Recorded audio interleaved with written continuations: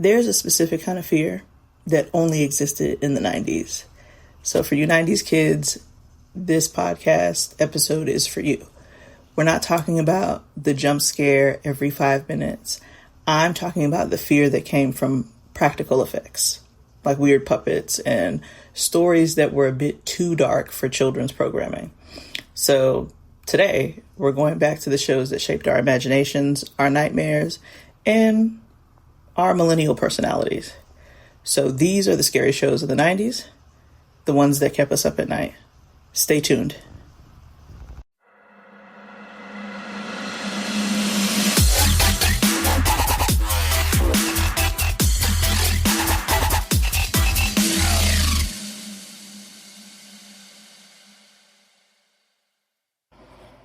All right, peeps, thanks for staying with me.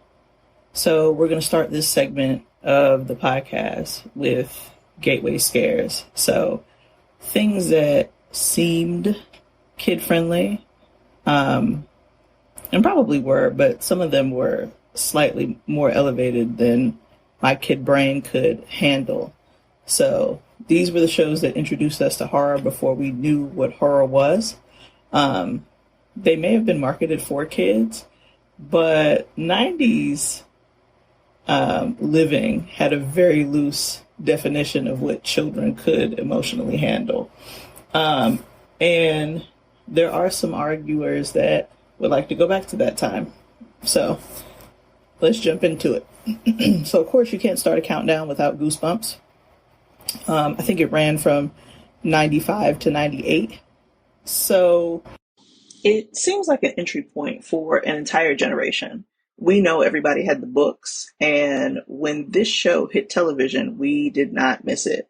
It was always something to talk about because we were already trading the books and trying to read all of them as they were coming out. So the TV shows bringing life to scary stories that I scared the pants off of myself with was a highlight of my childhood. So I believe that altogether, 43 of the 62 original books were adapted, along with 9 stories from the Tales to Give Yourself Goosebumps series. So good times. And y'all know that I love things that are on list. So let's give a list of the episodes that stuck with me. I'm going to start with the first Goosebump book that I've ever read. And it ended up being the first show that I watched, The Girl Who Cried Monster. So, of course, it's a parody of, The Boy Who Cried Wolf. But it scared the pants off me because Lucy loves scaring her little brother, making up monsters and things like that. And she's always being, chastised by her parents. We've all been there. Treat your little brothers better and all of that. But nobody really believes her stories after a point, right? So she ends up at the library for some sort of summer program. And I think this is a library that she's walking to, right?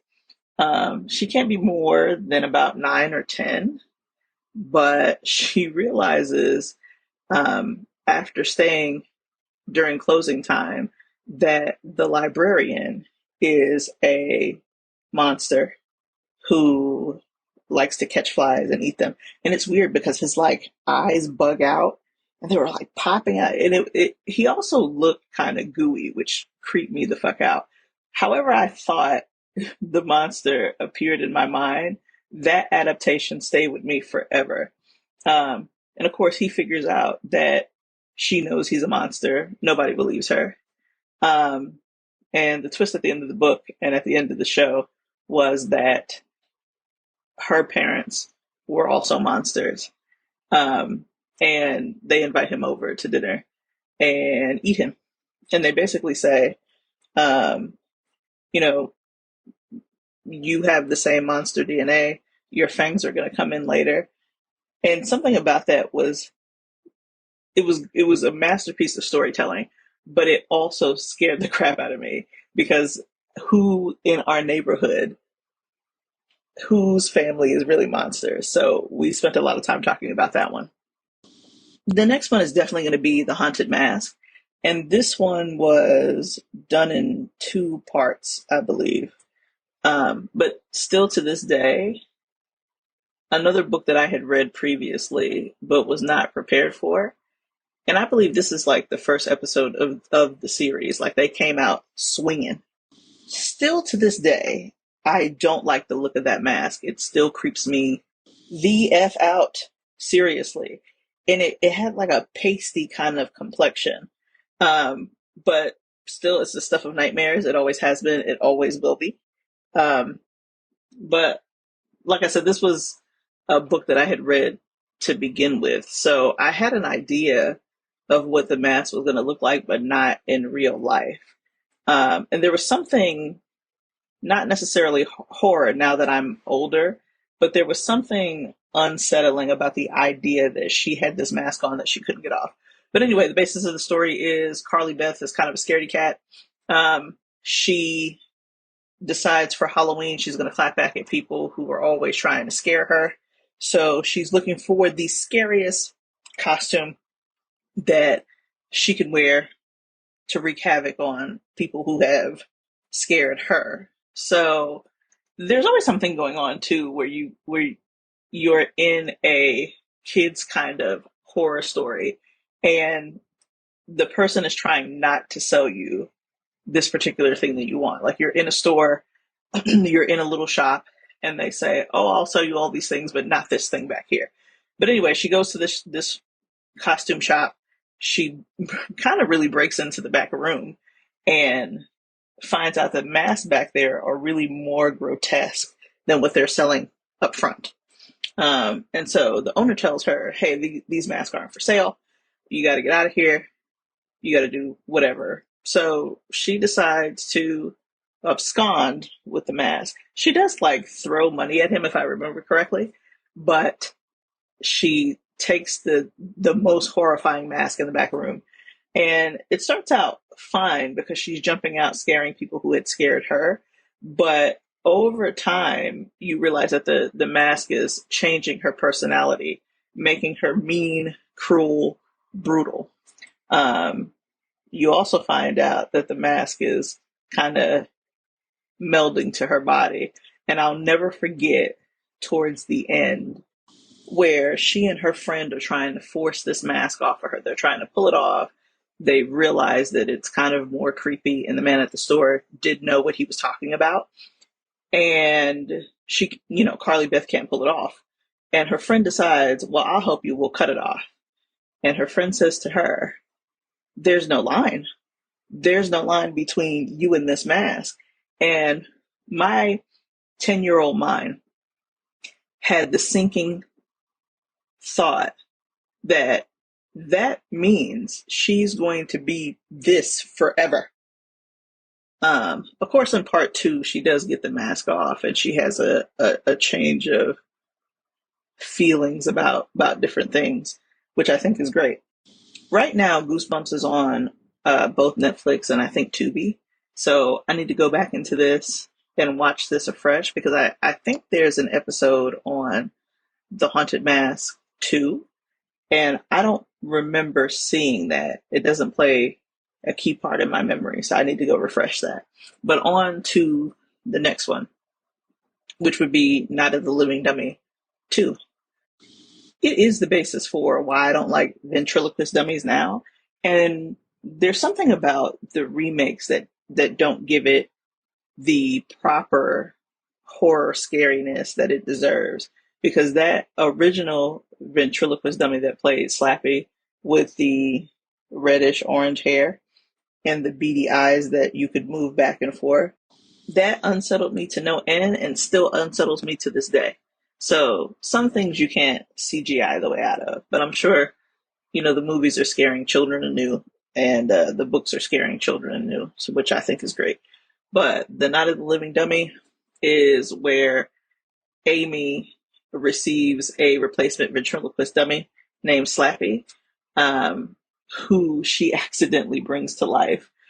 And this is in the same vein as, I think, Child's Play or the Chucky movies were coming out. So there was a lot of movies about children's toys coming to life and you know, wreaking havoc on the person's lives. And this wasn't any different.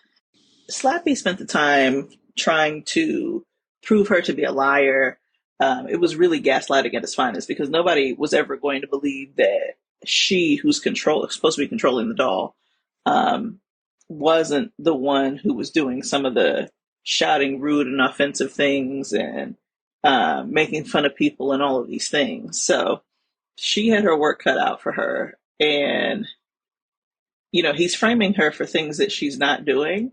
And she's trying to rescue her family from being hurt by this dummy that lives. And so things all come to a head because I think somebody else ends up with a doll and the two of them go back and forth. Really unsettling. I'll never forget it. And even now, when you go to Netflix and you look at the icon that they have for Goosebumps, it's usually Slappy. Ooh. And even the name creeps me out. So to this day, here we are. Yeah. The next one that comes to my mind is Stay Out of the Basement. I think this was another 2-part episode. And it was one where Margaret and Casey have a father that is a scientist. So he's Dr. Brewer. But he spends all his time in the basement working with plant life, right? And they think that he is doing experiments, but I mean, they're kids, so they don't exactly know what he's doing in the basement. Here's another one that I read beforehand, so I kind of knew what to expect, and it had great artwork back in the day. One of the things that I've noticed about the Goosebump books is that they're starting to be recovered and reissued. Some of the recovers are great. This is one of the works that I realized that I enjoyed the original green leafy hand on the basement door. That's enough to tell me to stay out of anywhere. And I don't know that as a kid I was inquisitive enough to find out what's going on with Dad. But they kind of figure out like he's experimenting on these plants in a way that's unsettling. And they're out to uncover what's going on with him in the basement, right? And I'm not sure if I remember if they had a mom or what, but yeah.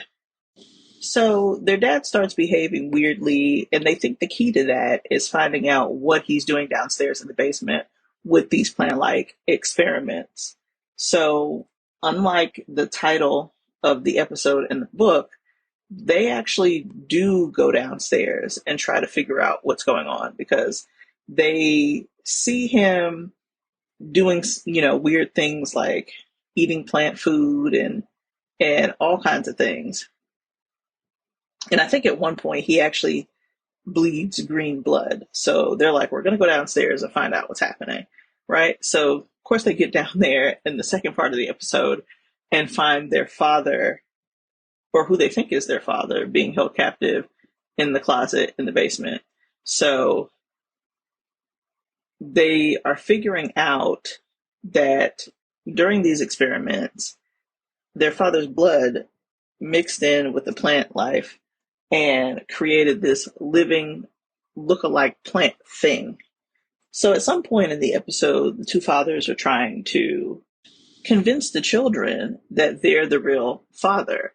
And so Margaret ends up spraying the plant copy with herbicide, killing it, But there's something that happens at the end of the episode and the end of the book where you're led to believe that they still haven't found their real father and they're just, being lied to by a new plant dad. And so it's kind of left open-ended, which still creeps me out to this day. I think I read this one after The Girl Who Cried Monster, and those, stay in my mind. The next one is going to be Say Cheese and Die. This one was a hit on the playground. Like if you hadn't read Say Cheese and Die, then what exactly was your life about? And we were in the third grade, if I remember. And I could not, that was a hard book to come across because I actually had to get my mom to buy it for me because you couldn't go to the library and find it anywhere. Everybody was reading it. But anyway, I remember Say Cheese and Die because what I realized is that the main character is played by Ryan Gosling, right?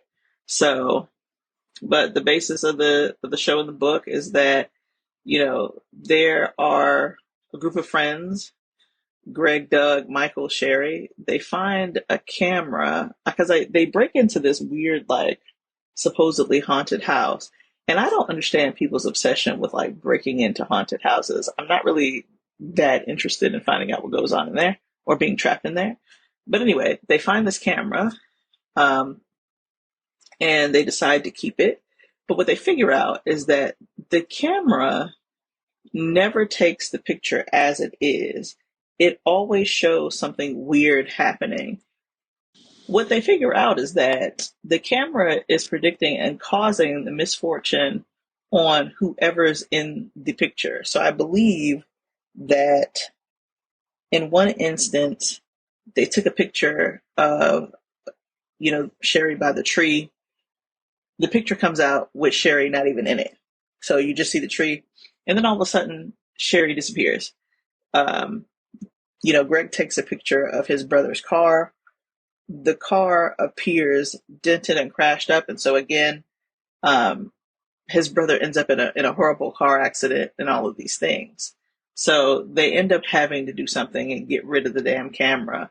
But it was like a weird space kind of camera thing, and it was just interesting to see it play out on TV versus what I had thought in my mind. This was another cover that was redone. Um, and it makes sense as to why it was redone, right? So it was like a Polaroid picture on the original cover that had like skeletons, for Greg's family, and I think they reenact that in the show, if I'm not mistaken, and it freaks Greg out. So he's like, I have got to get rid of this camera. But they've redone the cover so that it is a digital camera. So I get it. There are still Polaroid pictures being taken, but the digital camera makes sense. So yeah, Say Cheese and Die stays with me. I was kind of leery about taking up photography because, R.L. Stein has ruined my life. But that's Goosebumps in a nutshell. You can't have a scary countdown in the 90s without talking about Are You Afraid of the Dark?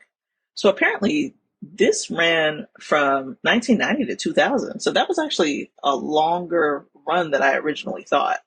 But this show did not play around.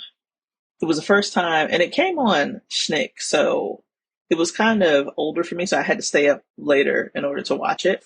But the kids came and met up at the campfire and told scary stories, submitted for your approval by the Midnight Society, you know. And I often wonder what was that powder they threw into the fire to make it flame like that.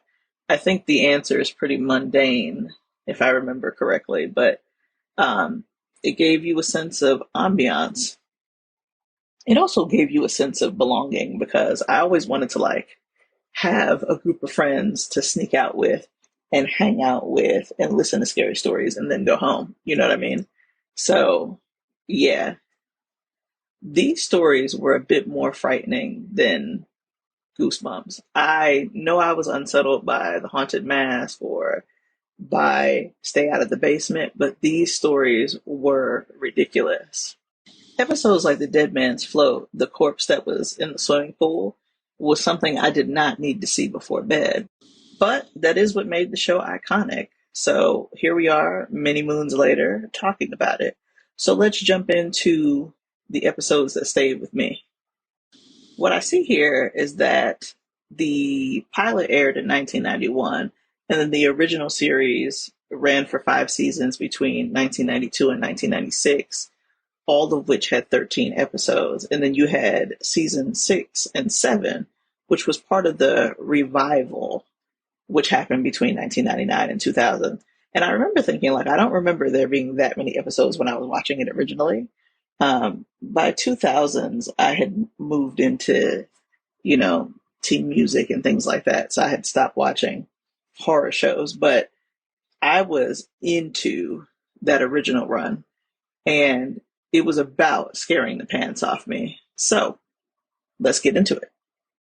Why not start with The Tale of the Frozen Ghost, which, again, looking back on it, I see that Melissa Joan Hart was in it, but I just remember, her visiting her aunt's house in the country, where everybody knows about this little boy ghost that is calling out to them, telling them that he's cold and scaring the crap out of me, right?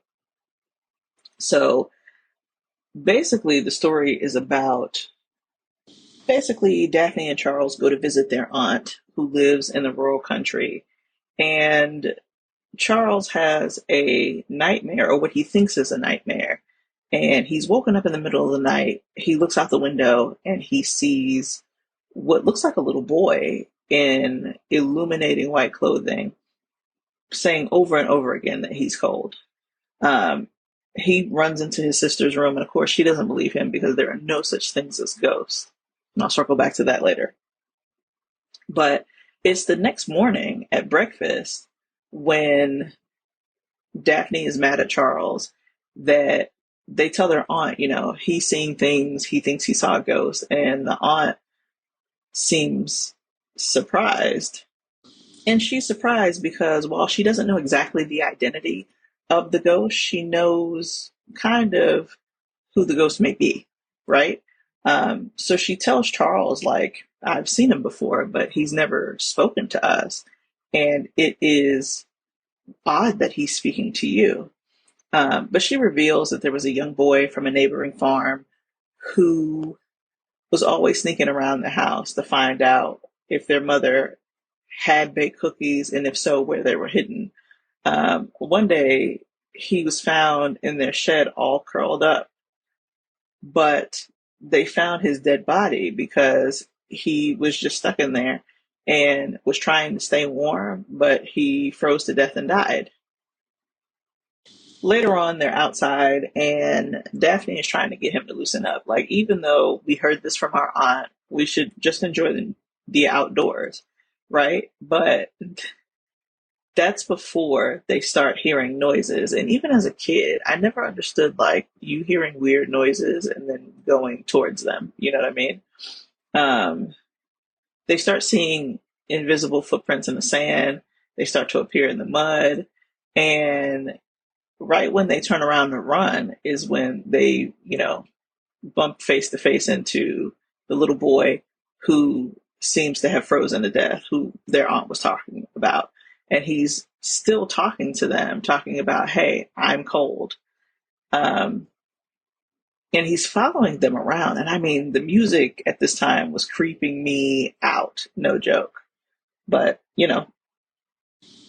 but the story goes on, and you basically find out that they dig up what they think is an old red jacket, and they give the jacket to the ghost. And of course, he appears as his self before he passed away, and then he disappears. So they're kind of just relieved to figure out that all the ghost wanted was his jacket because he froze to death. That was a lot for a kid's story to realize, like, there are kids out there freezing to death, but maybe it's what needs to be told. The next one on my list is going to be The Tale of Apartment 214. And I remember this one vividly because it was the first time that I realized, like, there was a girl who was living with her mom because her parents had broken up and, they're separated, and her mother is having to find a new place to stay. So, of course, they rent an apartment, and that is apartment 213. But as they're moving in, the girl Stacy realizes that the door to the next door apartment 214, keeps opening and closing. Like there's someone there, but no one ever says anything. No one is ever doing anything. She realizes that the window from the apartment has light coming through it, and she can hear what sounds like noise coming from the apartment. Later on, there's a knock at her door, and when she opens it, there is no one there, which was enough to creep me out as a kid. Of course, I was always taught not to open the door, no matter who's knocking. So it seemed odd that she would just open the door with her mom in another room or her mom sleeping. It was weird. But she can hear like the sound of people humming, and it seems to be coming from apartment 214, but she goes back into her apartment and goes on about her business. So the next day, on her way out, she walks over to the door of 214 and looks into the peephole. I didn't realize that this really wasn't a thing until later on, but she can see no one is there. She doesn't hear anything. And just as another girl appears in the hallway, the girl asked her, "What are you doing?" And she was like, "Hey, do you know if there's anybody who lives in this apartment?" So the girl is like, "Hey, I live in 212. I didn't think anybody ever lived in 214. Nobody's been there since I've been here." So they kind of just go on about their day. But it's not until later in the day that she sees this elderly woman that's coming in and out of 214. So Stacy seems surprised to see her, so she goes out and she knocks on the door. And I don't believe that as a kid I've ever been that interested in talking to older people. But, she goes over, she knocks on the door, and she knocks a few times, but she doesn't get a response. But as she's about to walk off, the door opens and it kind of cracks open a bit, but she still doesn't hear anything.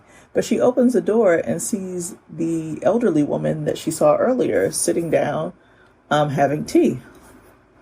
The woman invites her in for tea, and she notices that the apartment is fully furnished. So she's looking at the paintings and asking all of these things, and the woman is telling her all of these stories and offering her tea, Stacy's taking a real interest in the furnishings that she has in the apartment. And I remember there being a conversation about the paintings that she has. And the elderly woman is saying, well, these paintings are of my family. I used to live with my nephew, how she never had any children of her own. And the nephew said she would always take care of her. However, the nephew got tired of taking care of her and asked her to leave. So Stacy decides that she is going to spend time with Madeline. And they both kind of seem happy. They need each other, and everything is fine. They each made a new friend. They're opening up and everything is good. But it's one day that the old lady asked Stacy to visit the next day, because the next day is a special day and she prefers not to be alone. And of course, Stacy says, sure, I've been visiting you for the past couple weeks. I don't see why tomorrow is a big deal. And the old lady says, hey, I also have a surprise for you, which I'm going to give to you the next day. So everything is going well until you get to the next day. And then Stacy ends up going off with the neighbor in 212 because they have concert tickets, and she doesn't really see it as a big deal. She first says she's not sure. She has to visit someone, but she does end up going, right? On the way back from the concert, she's on her way to her own apartment, and she pauses because she can hear the old lady crying in her apartment. So she decides to come over, try to make amends, and it's really dark in there, but she ends up in apartment 214. She is trying to, get to Madeline and explain why she didn't show up like she promised, but then the lights come on and Madeline starts shouting, "Why did you break your promise?" And it's at that point Stacy realizes that there's no furniture in the apartment. It's completely empty. All the paintings are gone. And it's almost like people haven't lived there for years because you can see where there were imprints on the wall where paintings were, and nobody's there. So she ends up trapped in the apartment and she ends up banging on the door because she can't get the door open. As you know, Madeline is like shouting at her and freaking her out. So she ends up being let out by the super in the building, and he's trying to figure out what she's doing in there, right? And so she finally tells her mom, like, I made this friend, and I told her I was going to come and visit her, and I didn't, and now all of her stuff is gone. And her mother's like, well, maybe she moved out.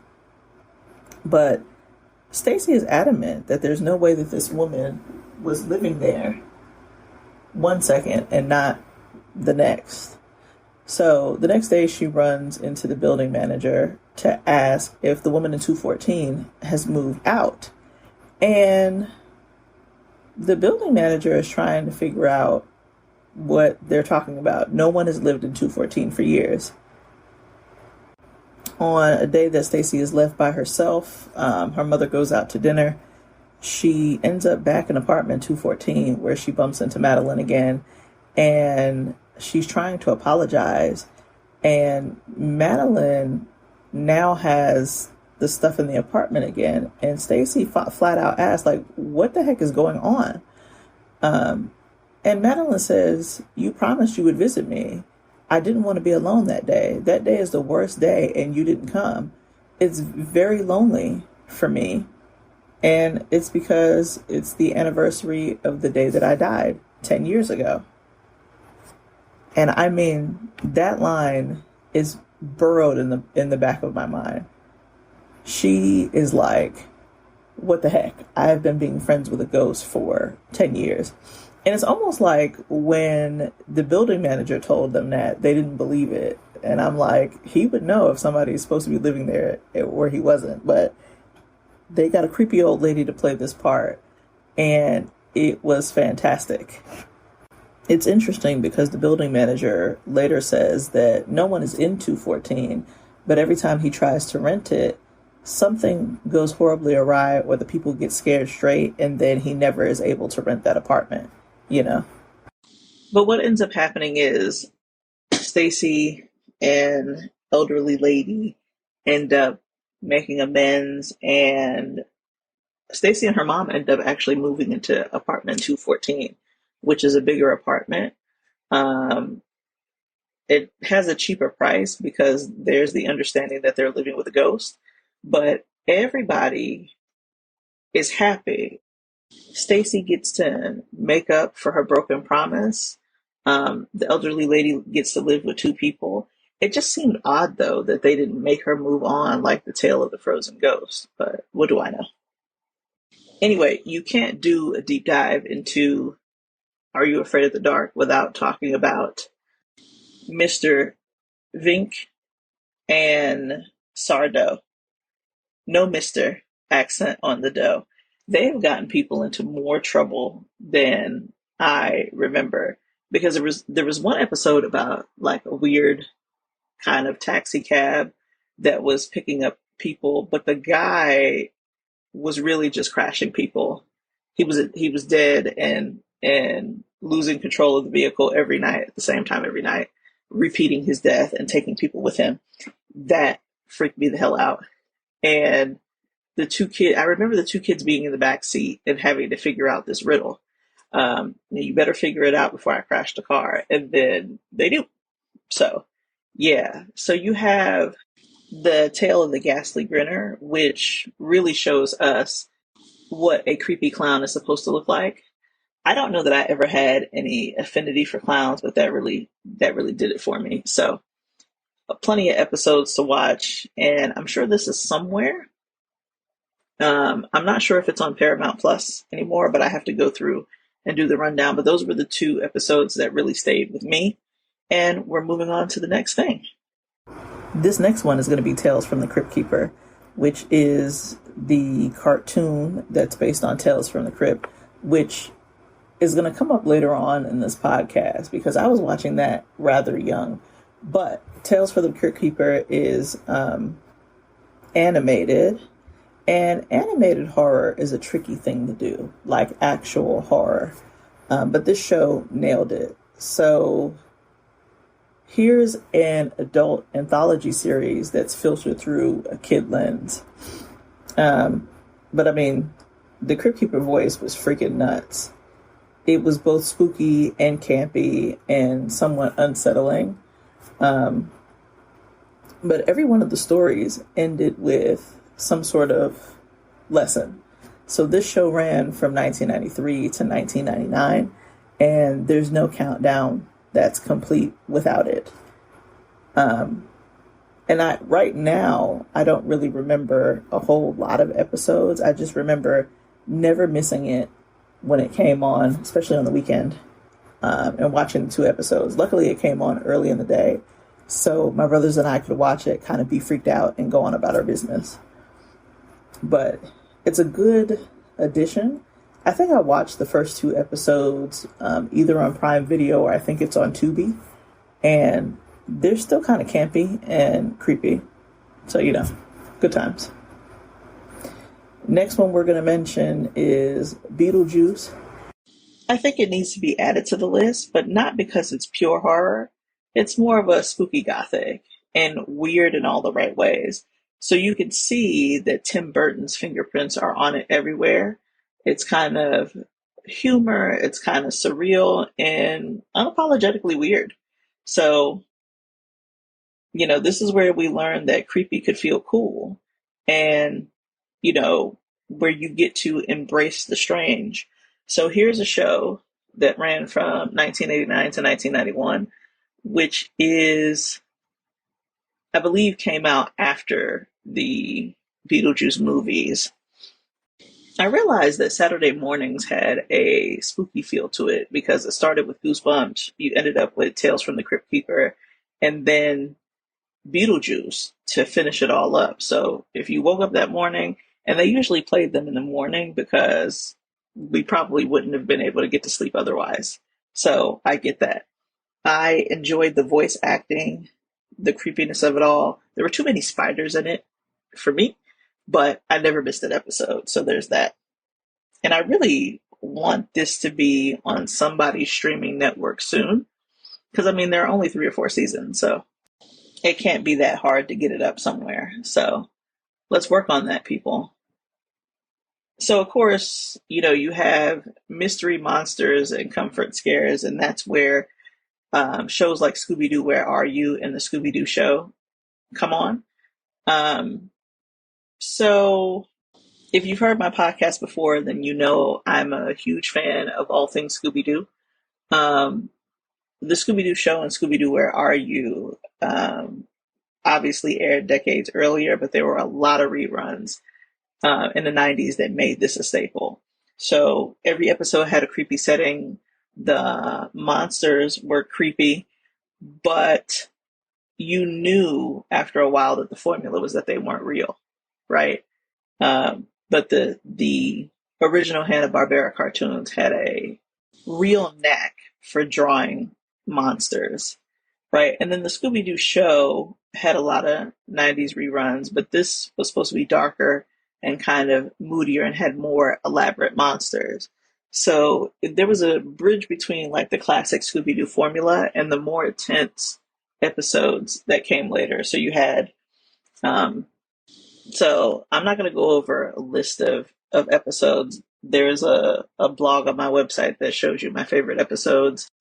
But I will say in this podcast, some of my favorite monsters from Scooby-Doo. And are you even living if you don't list the green ghost from Scooby-Doo? Where Are You? The chain rattling green ghost from Scooby-Doo, which really, really creeped me out. I also remember old Iron Face, who was like water skiing on these creepy mechanical sharks that almost took Scooby out. I'll never forget that. So yeah, good times. The spooky space kook from Scooby Doo, Where Are You? It definitely was all the noise that he made trying to track them down that really freaked me out. But I was a kid then, so I really had to have some supervision when it came to watching TV. That one and the Creeper from Scooby Doo, Where Are You? He had the green mask and he was hunched over, and it was like a zombie following them around that just kept saying the same thing over and over again. So, yeah, that really did make up my childhood. And then, of course, anything from Scooby Doo on Zombie Island, because at this point, we really know that all of those things were really ghost skeletons, zombies that were chasing them. So I remember that came out in 1999, and that really creeped me out as far as the Scooby Doo show was up to that point, and the song Terror Time is about, the best kind of song that you could get from a cartoon up to that point. But there's even a song in the beginning where they start talking about how most of the monsters are fake, and, they get to Zombie Island and realize the monsters are real. So yeah, Creep City. And we're moving along. And after Scooby-Doo, you can't talk about anything other than Courage the Cowardly Dog, which apparently ran from 1999 to 2002, so it was like at the tail end of the 90s. But I remember it being part of the What a Cartoon Show campaign. And if you don't know what a cartoon show was, it kind of gave people who are creating or trying to pitch ideas the opportunity to get their cartoon on Cartoon Network. So it's kind of where the Powerpuff Girls came from. And if I remember, the original pilot of Courage the Cowardly Dog was called The Chicken from Outer Space, I think. So it was ran as a short. And I was like, oh, that was pretty great. I hope I see more of that. But I think the short ran in 1996. So it was like 3 years before I saw Courage the Cowardly Dog later. But anyway, it's about a dog who's named Courage, which is supposed to be funny because he's anything but, quote unquote. But honestly, he lives with Eustace and Muriel, who live in the middle of nowhere, which is supposed to be in a fictional town in Kansas. However, that name is supposed to be funny because he's like screaming or whatever. But he also is the person who is constantly saving Muriel and Eustace from their own demise, whether he's scared or not. So they're constantly thrown into paranormal or supernatural adventures, and Courage is the person to do away with whatever needs to be done away with so he can protect Eustace by proxy, but mostly Muriel. So I watched it with my niece probably 2 or 3 years ago. She's into kind of scary things, so we upgraded from Scooby-Doo to Courage just to see how she would do. She loved it. So did my nephew, but he was a little younger. So we might circle back to that for him. But yeah. But honestly, this show was about like existential dread disguised as a cartoon. It was unsettling and emotionally heavy for me, which at the time was starting high school, but it was still a lot for me. Return the Slab is still one of the most iconic horror moments in children's TV. He wasn't just scared, he was traumatized weekly for our entertainment, and he still was able to come through, overcome that trauma, and get it done. So yeah, there are a few episodes that are my favorite here. I mean, you can't do a countdown without talking about A Night at Cat's Motel. And Courage and Cats really, really have a antagonistic relationship throughout the series, which I think is great. But yeah, A Night at Cat's Motel is the spiders that do too much for me. I can't deal with that. The other one has to do with Hothead. And Eustace was, to me, useless. But he's tired of being bald for whatever reason. It's not like he is going out to see other people besides Muriel. They live in the middle of nowhere, just them. So he decides to go to this advertisement studio that he's seen in the newspaper to get an experimental hair tonic, and he's like blowing things up with this side effect, and it's got Courage on edge. It was a little too much for me, but I do remember that. Freaky Fred, I mean, my brothers and I get a kick out of that, but I mean, the episode is creepy in a great way. And if you've not been told a horror story that rhymes, you're missing out. So yeah. There's Surely the Medium, where you know Eustace is rude to the gypsy medium and bringing all kinds of trouble down on Courage, which I think is crap. Um, King Ramsay's Curse, of course, the Return to Slab, so which he won't do. And I mean, he's like, "What's your offer?" I'm like, "Dude, do you see that we're like being thrown different plagues? Can you cut this out?"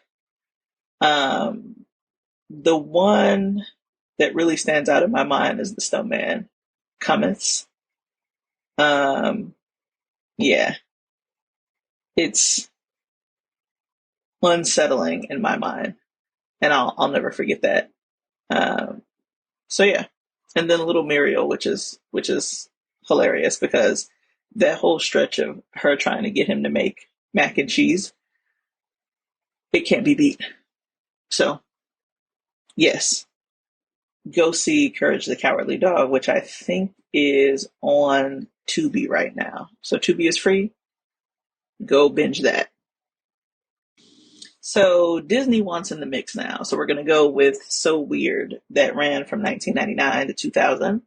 And this was right around the time I got access to a computer that had the internet. So I was always on their website that they had, soweird.com. And it was, it was a website of the early 90s, one of the first few. So it was really chunky, really clunky, but we were on there.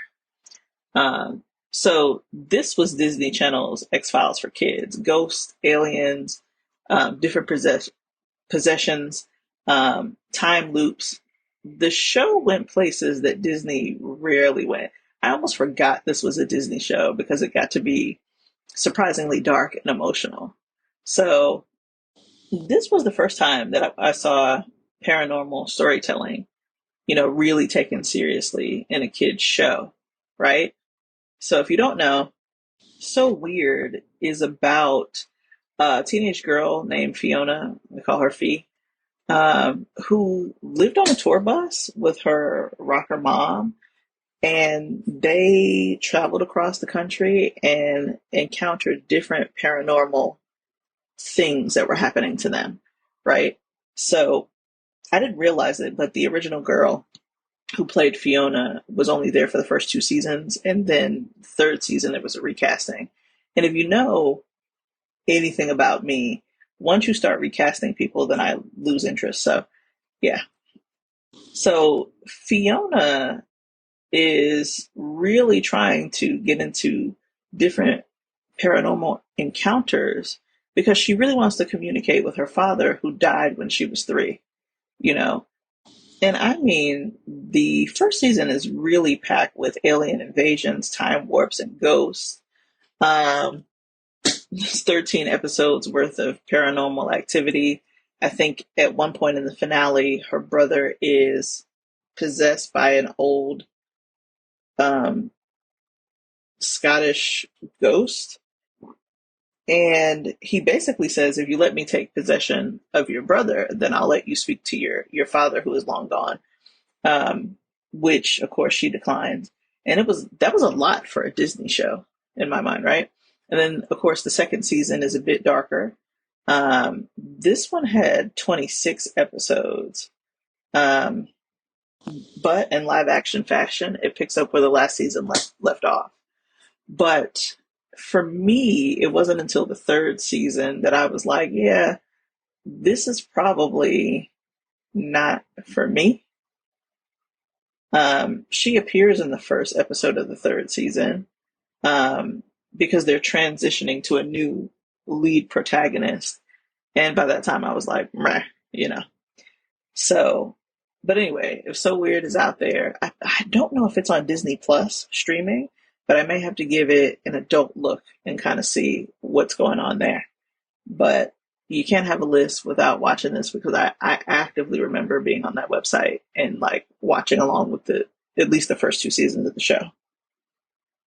Now for the adult stuff. So you're into your uh, Tales from the Crypt, which I believe was a bit of an older show, but I did watch a lot of reruns in the 90s. And there was something about that talking skeleton that really spoke to me as a kid, right? And I don't know that I was necessarily scared of it, but the stories that he told was fantastic. And I was always into watching a show that they're telling you this character is telling you this story. That's always been my thing. So could be why I was interested in Are You Afraid of the Dark? But it is what it is. But my mother actually had to put a stop to me watching that show because I used to like watch it and scare the crap out of myself all the time. So No Countdown could be talked about without Tales of the Crypt. That's how Tales of the Cryptkeeper got on here. So shout out to that. And sometimes my mother and I would watch that together. And there's no way I had any business watching this show, but I did anyway. So it is what it is. If I could find that streaming somewhere, that would be fantastic because I would go through it now and scare the crap out of myself. Some things never change. Then, of course, there's the X Files that ran from 1993 to 2002.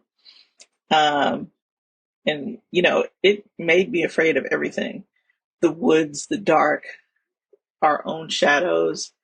Um, I mean, this was really what paranormal investigation was about. I got a glimpse of it on So Weird, but this is what it was supposed to be about, right? There was a monster of the week, and a lot of them were like genuinely disturbing. So this was the moment that I had graduated from kid horror to adult horror, that and Tales from the Crypt. Um, Also, the Twilight Zone had a 90's revival. So you had a lot of reruns that I watched that really, really creeped me out. Like that one episode where like they like are moving closer to the sun and the temperature is rising and basically people are going to melt. But the 90's revival was great too because it kept Rod Serling's legacy alive. So these stories were intricate stories that weren't about jump scares. It was about moral horror, psychological twist, and sometimes the unsettling feeling that something was off, but you didn't know what. So here was a show that really made me think as a younger person. And even now, I believe it's on Hulu. So when I go back and watch it, I'm like, oh yeah, that creeps me out. And the same thing with Alfred Hitchcock Presents. So, of course, these are all running in syndication. And I didn't mind black and white as long as I was being told a good story. So, black and white suspense always hits different. And Hitchcock knows what he's doing when it comes to building suspense. Slow, deliberate. And one of the episodes that sticks out in my mind is the fact that this woman kills her husband. And the police believe that she's done something to him. He didn't just up and disappear. And she's a woman. They're trying to figure out kind of what she did with him. And every time they come to the house, she's cooking, cooking, cooking. And she offers them, different meals and they eat. Why you would eat at a person's house that you think may have killed their husband, I don't know. What do you want? But I remember it being revealed later that she had cooked her husband and fed it to the police officers. And that unsettled me to no end. None. So, yeah, good times.